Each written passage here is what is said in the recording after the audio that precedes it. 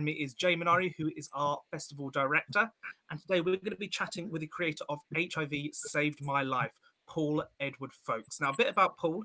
He is a producer and director of many shorts and documentaries which have won multiple awards. His goal in his career is to direct and produce shorts that bring into light social issues, both from the dark side and success stories from the dark side. So, Paul, thank you so much for joining us. How are you? Thank you. Pleasure to be here. Thank you for having me. Our pleasure. Now, HIV saved my life. Without saying anything else, that's such a big statement. It's such a personal story to you, yet you've decided to collaborate with the director, Aaron Yamashita. So how did this collaboration begin, and why did you feel now is the right time to do this movie?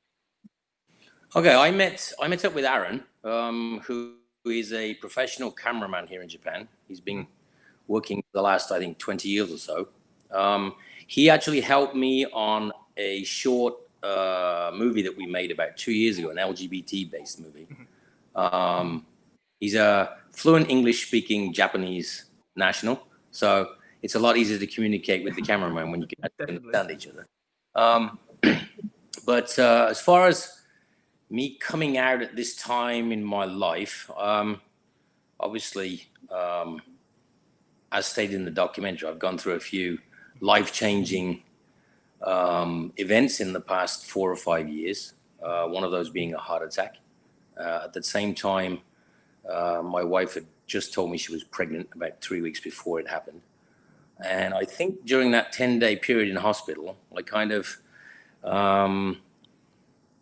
reflected on my life as it had been up until that time and what I want it to be from that point on. And through communication with my wife, I decided that timing was right now.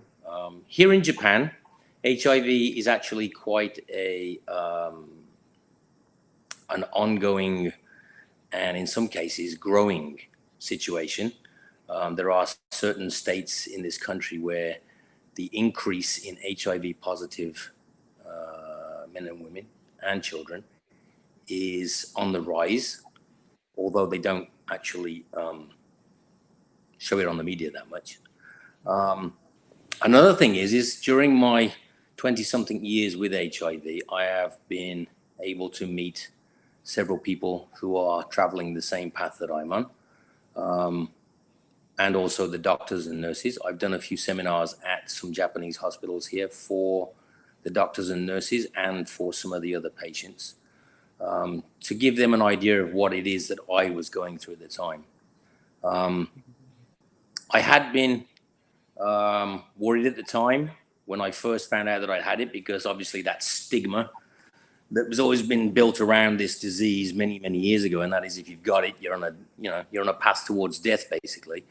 But through communication and opening up to people I know that are close to me and the doctors and the medical associations, obviously we kind of figured out that, hey, it's controllable.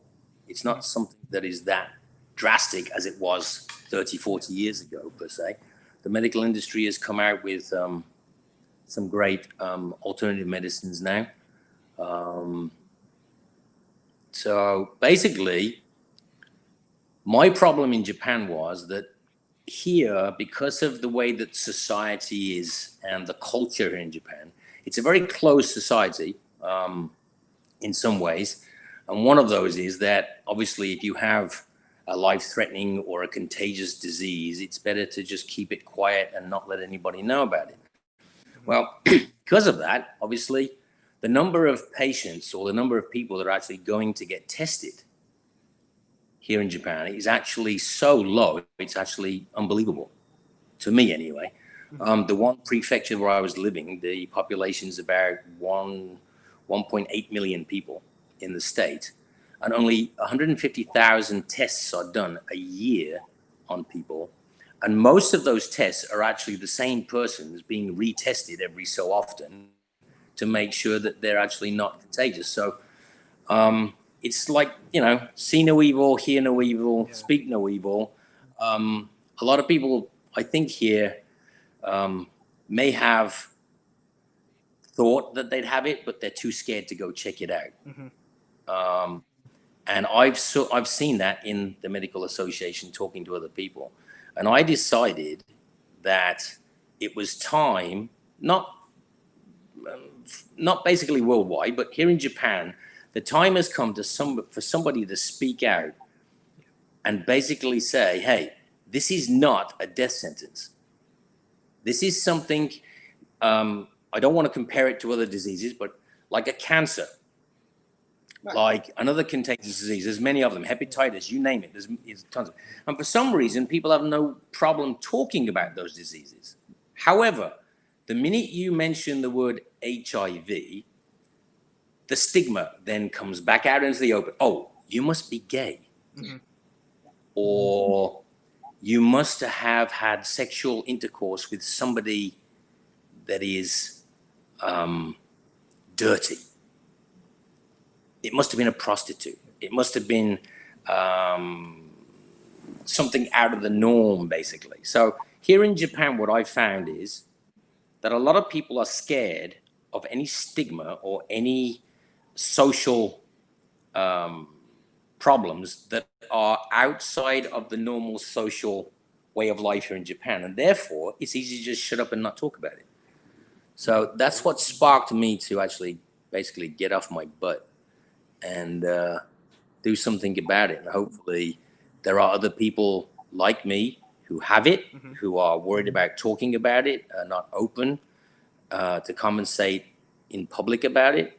I actually know of some people that have it and are too scared to even tell their girlfriends. So I'm like, hey, you're too scared to talk to them, but you're willing to have physical sexual intercourse with them.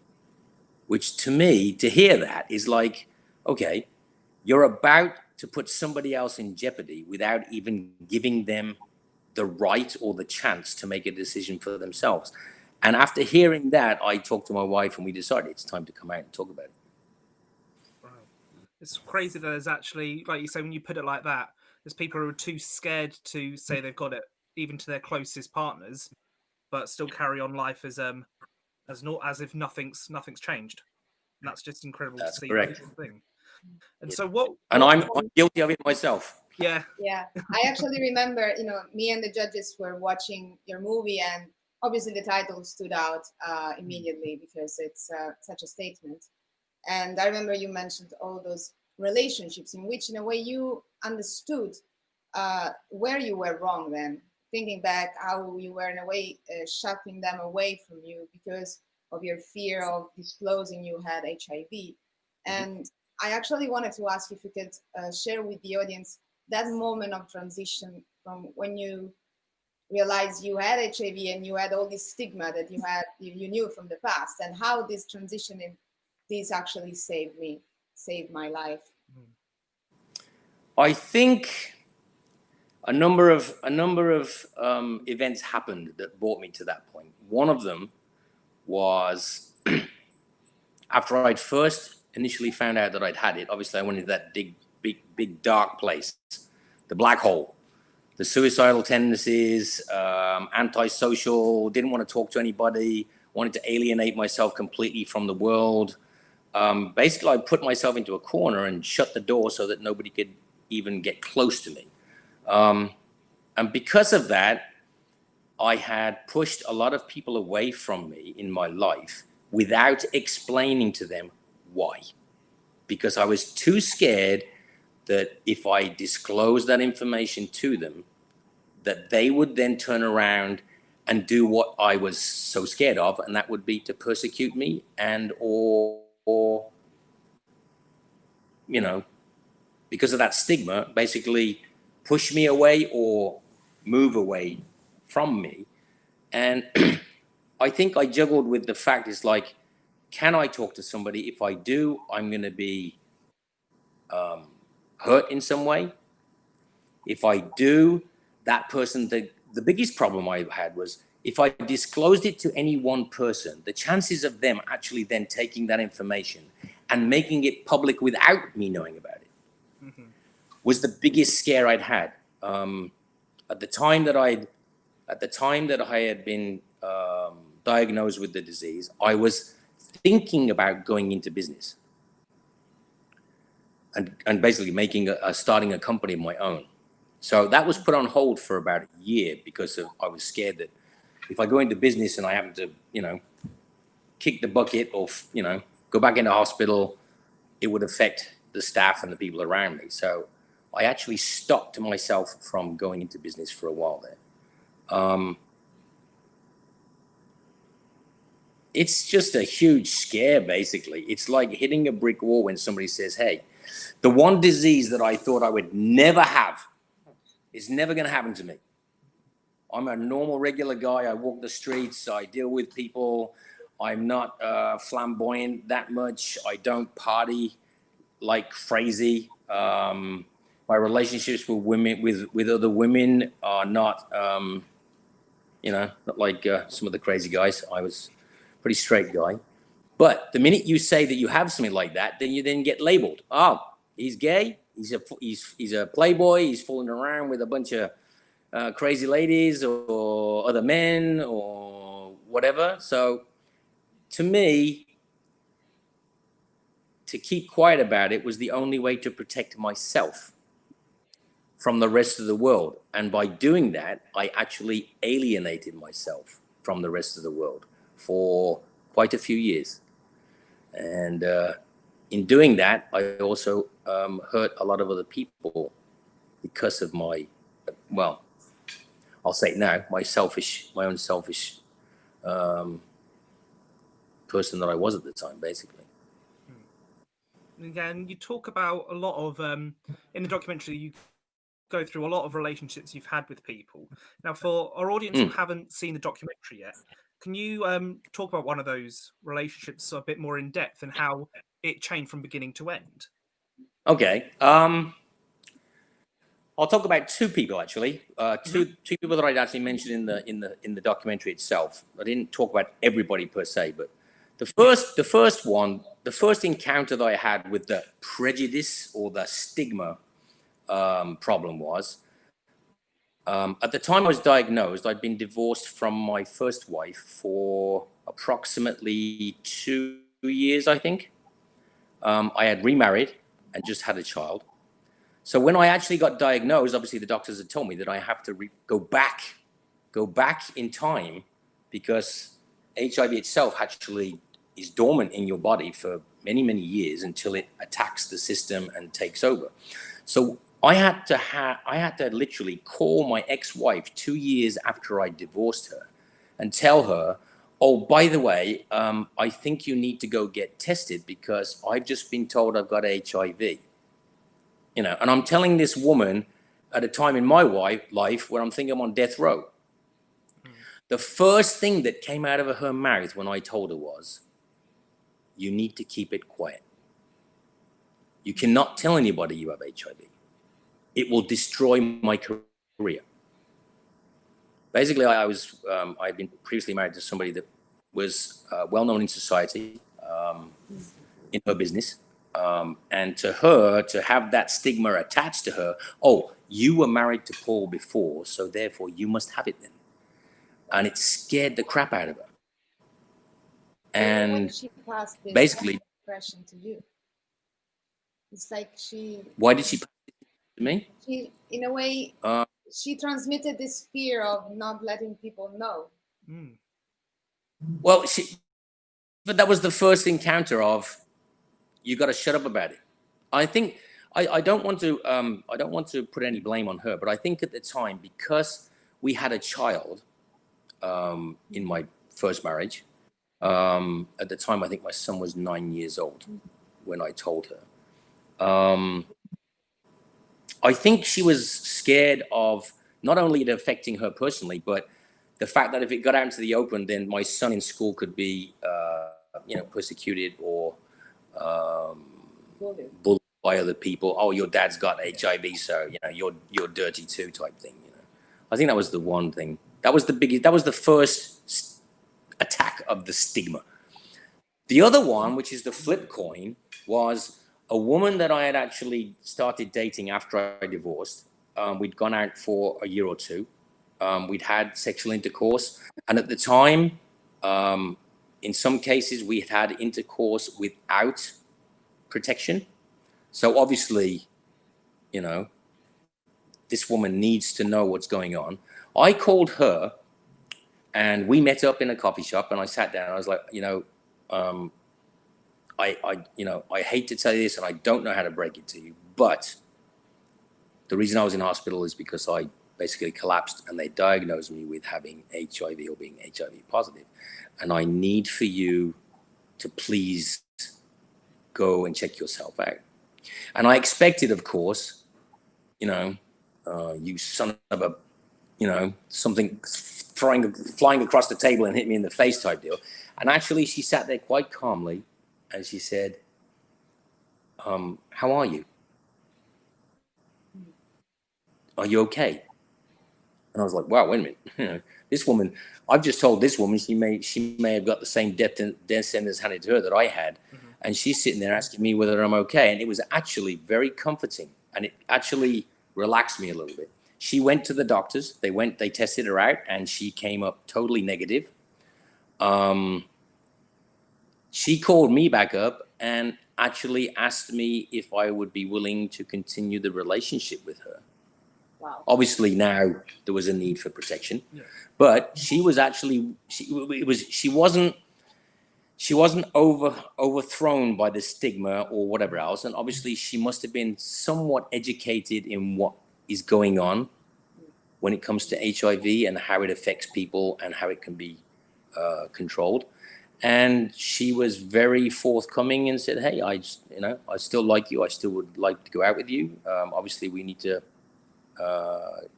use protection now and take care of the problem, but I think life goes on and I would like to continue the relationship, which was my first encounter with the flip side of the stigma. And that is, I understand what you're going through. I want to be there for you. And nothing changes based on you having an illness. I'm still very fond of you as the person, not as someone with HIV, which it comes out in the documentary. But those are situations that I'd gone back and forth with for many, many years. Do I talk about it? Can I talk about it? Obviously, there's going to be those that will be comforting towards me as I come out with it. And then the flip side of that is I'm going to have to deal with the other half of society that's going to be totally, anti-Paul. You're dirty, you're gay, you're, contaminated. So I was juggling for many, many years. And it took a life-threatening situation to literally wake me up and realize that I am Paul, whether I have HIV, cancer, hepatitis, any disease. I'm still me. I'm still me as of the day I was born. And it took me literally 53 years to realize that. Mm-hmm. And that's where my turning point came. And I was prepared to go out and go public and talk about it. It must have given you quite, say in a way, a confidence boost as well, when back in that relationship, that person said to you, how are you? I still want to, at that time, I still like you. I still want to go out with you, rather than, I don't want to talk to you. I don't want to be associated with you anymore. Oh yes. It was very refreshing. Yeah. And actually surprising. I did not expect that answer. Mm-hmm. Paul, I wanted to tell you one thing that I had the impression watching the documentary. I was really, I admired your way of telling the story. I think your voice, in a way, is the one of the storyteller. And it's very hard to put someone in front of the camera and have them, speaking for a couple of hours and explaining the story. It was more like of a narration, but you never lose the attention. That's what is, beautiful. I think this is a great talent that not many people have, and that Thank you. helped the documentary to be so engaging and so intriguing for all of us to watch. And I hope the audience who are listening to us will take the chance to watch it. And actually, let's take the chance, since we are speaking with you, let's try to make sure that, since the HIV now obviously is no more, like, as you said, perceived like in the past, like the gay disease, but still there is a stigma around it. could we Yeah. share with the audience who might not be informed about how can you affect someone if you have HIV? What is the only thing you shouldn't do to transmit the disease? You're not like, if I touch you, I don't get the disease, you know. So let's try to. That's very important. I think a lot of people around the world understand more now what it is, what HIV is, what it does to your body. I would like to say this: you're not going to die of HIV. HIV is a virus that attacks your immune system, which then basically weakens your body to the point where you are then in harm's way, because then other diseases could then enter your body and you will not have that immunity to combat those diseases. So a lot of people in the past, many years ago, believed that if you had HIV, you would die. It's not that way. The HIV attacks your body, which allows other diseases and other illnesses to enter your system and your body, and then can then not combat them. And that is what most people die of. What we need to tell people right now is drinking from a glass, which has been used by somebody with HIV, will not contaminate you. Kissing somebody on the lips will not contaminate you. The only way, and this is, you can go on the internet and find this out and go through medical journals. Over the years, obviously, testing and research has been done, and it is now certifiably by the medical associations been said that the only way to basically contract HIV is through unprotected sex or unprotected oral sex. Right. That is my understanding. You're not going to get it from eating from the same fork or touching or hugging the person. Okay. So if you're not having sex with me, there's no reason why you should ever be contaminated by me. And I think that's something I've stated. Yeah, it was important to state it because, you know, there is still the fear anyway connected when we say HIV. People are, you know, they don't inform themselves. Yeah, in the past, people wouldn't even come near you if you told them. No. Exactly. You know, they'd stay. It'd be like the social distancing. You know, I mean, Corona's worse than HIV.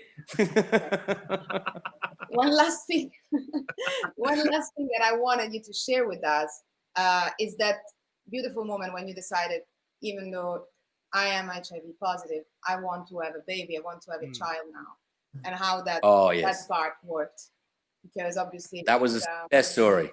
It's a miracle. It sounded like a miracle when you took the courage to make I think that was another driving point that brought me to this point in my life to talk about it. And that was after talking to my medical team. And at the time, I'd actually been tested. I get tested about every 3 to 6 months right now. I'm still going through taking the medications or whatever.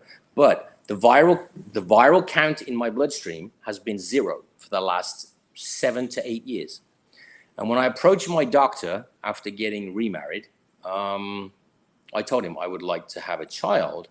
And there are medical ways of doing it without actually my wife and I physically having the sexual intercourse. IVF, there is an IVF way to do it, taking my seed, cleaning it, or cleaning the sperm, should it be contaminated. However, at the time, the risk factor that was involved by myself and my wife having sexual intercourse in order to have a baby was, they'll never say 0, of course, but minimal enough to both the child and my wife that they basically told me that if it was something that we were strongly feeling or wanting to do, that the timing would be right.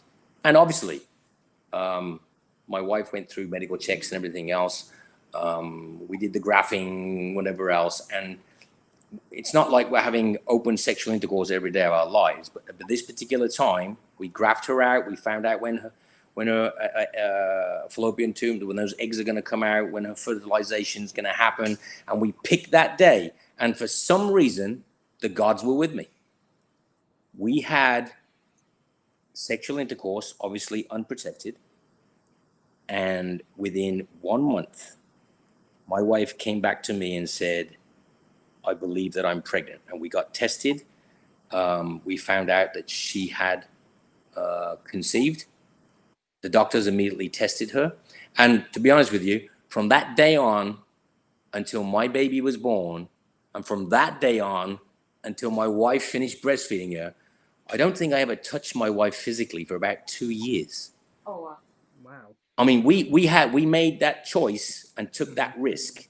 But once I knew she had conceived or that egg had been fertilized, I never had sexual intercourse with her until after she took the baby off the breast milk. So we spent about I love my wife. She's my lifesaver. I can tell. And my beautiful little girl is the reason that I'm sitting. Yeah. So it was a decision that we both made together with the consultation of our doctors. And obviously, there's no such thing as zero risk when it comes to this disease. But we believed at the time, and because I had been tested for several years and I'd been shown as negative, or the fact that the virus was not in my bloodstream at the time, and that has also been put on the internet. If you are HIV positive, but however, the virus is undetectable in your bloodstream, there should be no way that you can contaminate another person by sexual intercourse. And that has actually recently, it's only been in the last, I think, year and a half or so, posted on the internet by the medical associations worldwide. So you can be contaminated with this disease, but you can still live a normal life. You just have to control it. Definitely, yeah. Is that there's one thing I do want to ask you as well is, for any of our audience who are watching who either think they might have HIV, are close with someone who might have or has HIV, what would you say to them? What advice would you give to them? First of all, if you have any inkling that you may have, then first of all, you need to get tested. There are home test kits. You can go to the local medical associations and they will test you on the spot. Your privacy will be taken care of. It's not public. So please, for the sake of yourself, be your partner, and more so your family, friends, and everybody around you, it's better to know than to live with what if. Definitely, yeah. And one thing I love about this documentary as well is at the end when you have the shot of you, your wife, your daughter, you're walking along the beach, and then you're talking about your daughter getting older, and it's just so lovely to see that. It's just really is so really heartwarming to see you're living this normal life, even though you have HIV. I mean, Yeah. I'm 56 years old right now. I have HIV. I'm HIV positive. I've had a massive heart attack 3 years ago. She's about to turn 3 years old, actually. Emma is about to turn 3. I am a happy man, living a happy, normal life. Obviously, I have to take care of my physical body. You know, I can't let it go to waste. So I go to the gym, work out. I live a good life. My wife and I are having a fantastic relationship. My daughter is growing strong, and the stronger she grows, the happier I am. Yeah. My only worry in life now is I'm 56 years old and she's about to turn 3. I just hope I'm around when she gets married. We hope so too, absolutely. Well, I think we have to. That scares me more than the HIV does now. I want I don't want to leave her on her own. I want to walk her down the aisle. Good on you. So Yeah, you will. another You reason will. for me We to will. live long and prosper. We're positive you will do that. And I will. I want to remind the audience, please watch please HIV do. Saved My Life. It's so Please, beautiful. it's not there just to take the burden off my shoulders. If people watch this and they get something out of it, if it helps anybody, even if it's just one person, please watch it, digest it, and then life is good. And if it's your favorite, you just gotta live it. You just gotta live it. Absolutely. Paul, I leave it to you to say goodbye to our audience and to Paul. Thank you, everybody, for tuning in, and it's been a pleasure being here with you guys. I'm working on my next documentary, which is really dark. So stay tuned. Fantastic. Perfect. Bye. Cheers, Paul. Thank you very Thanks, much. Jay. Thank you to everyone for tuning in. And Thank if you it's your very favorite much. movie, please vote for it. Thank you very much for Please being do. with us. Please subscribe.